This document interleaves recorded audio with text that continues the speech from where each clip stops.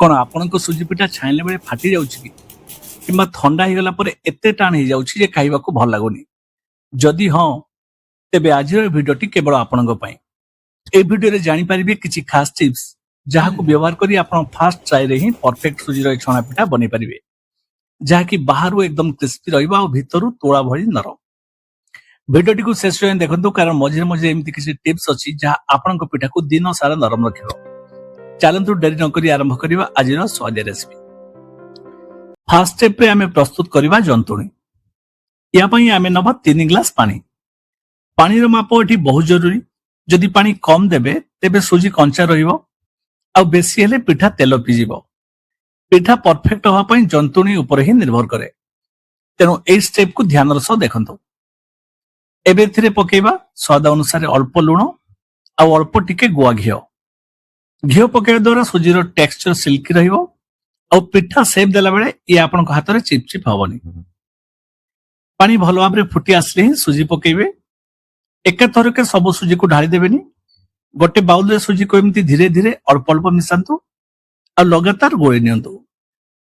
एमिति कले जंतुणी रे लम्स आदु रहिबनी। ए समय रे गैस आंच को पूरा लो कर दियंतु। देखंतु मात्र 2 रु 3 मिनिट भितरे सुजी सब पानी शोषि नेलानी आ कढ़ेरु ये अलगा हवा भी आरंभ कलानी। या माने हमर जंतुणी एबे रेडी। या को एबे चकटिबा आरंभ करंतुनी। गैस बंद करी या को ठंडा हवा पई छाड़ दियंतु। ए स्टीम कुकिंग प्रक्रिया द्वारा सुजी भीतर पर्यंत नरम ही फुली जिवो। जे पर्यंत हम सुजी रेस्ट नउची एबे प्रस्तुत करिबा पिठार सबुठ स्वादिया भाग अर्थात मोहरे मिले जिबा भଳି पुर। कढ़ेरे नियंतु कोरा नडिया एथिरे मिसेइबा चीनी। चीनी रो क्वांटिटी कम बेसी आपन को हिसाब रे नै परिबे। आपण चाहिले एठी चीनी बदले गुड़ भी व्यवहार करि परिबे किबा अल्प गुड़ को भी चीनी सहित मिसई परिबे। एबे याको मीडियम फ्लेम रे धीरे धीरे चले नबा।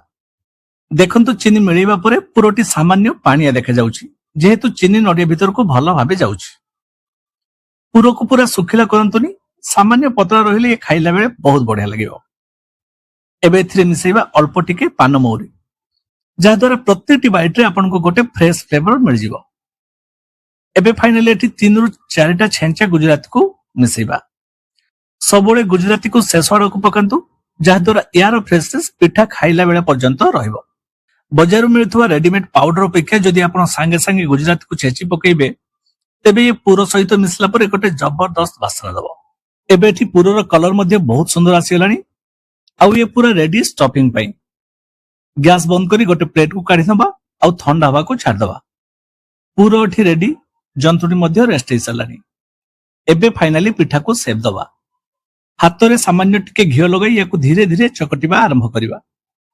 आपण को अति कम रे 3 रु 4 मिनिट पर्यंत याको एमिति चकटिबा को हो जे पर्यंत ये पूरा स्मूथ न होइछि। जदि आपण को लागुछि सुजी हाथ रे लागुछि तेबे सामान्य पानी हाथ दे मध्ये चकटि परिबे। देखंतु मात्र किछि मिनिट चकटिला परे सुजी केते चिकन आ सॉफ्ट देखा जाउछि। एथिरे टिके भी दाना बा लम्स बिल्कुल नाही। आपण को जंतुणी जदि एमिति चिकन हबो तेबे पिठा छाइला बेले जम्मा भी फाटिबोनी कि तेल पीबोनी। एबे छोटो गोळा नै ताको बाउला कर दबा आ या मझिरे हमर से स्वादिया नडिया पुर को भरिबा। पुरो देबा परे धीरे धीरे यार मुह को बंद कर नियंतु। देखंतु कोउठी गोटा हेले भी क्रैक नाही। आपण चाहिले याको निज पसंद रो डिजाइन देई पिठार शेप को बने परिबे।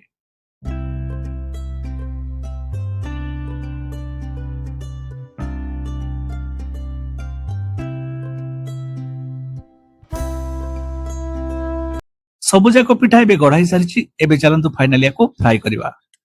पिठा छानिया पई तेलर टेम्परेचर मीडियम हीट रहबा दरकार कारण तेल बेसी गरम हेले पिठा पकेइबा मात्रे ऊपर नाली हे जिवो किंतु भितर सॉफ्ट हबनी। तेनु तेल भलो भाबरे मीडियम हीट हेले ही आमे पिठा को गोटी गोटी करी सावधान रस छाड़िबा।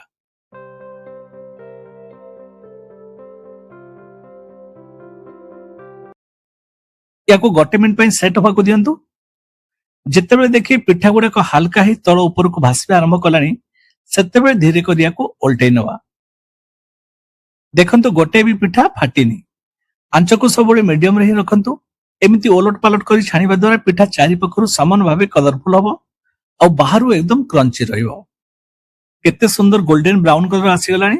एठी हमर सुजी छणा पिठा एकदम रेडी।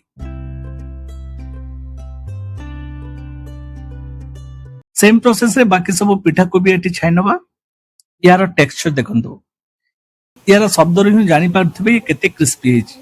गोटे टिश्यू पेपर ऊपर को काढी नबा जहा द्वारा एक्स्ट्रा ऑयल सोसी हे जिवो। सो फाइनली प्रस्तुत हे गला हमर सुजी छणा पिठा बा सुजी काकरा पिठा। बाहरु एकदम कड़कड़िया आ भितरु तोळा भଳି नरम। ए रेसिपी को घरे निश्चय ट्राई करंतु आ चैनल को सब्सक्राइब करिया पई जमारो भूलिबेनी।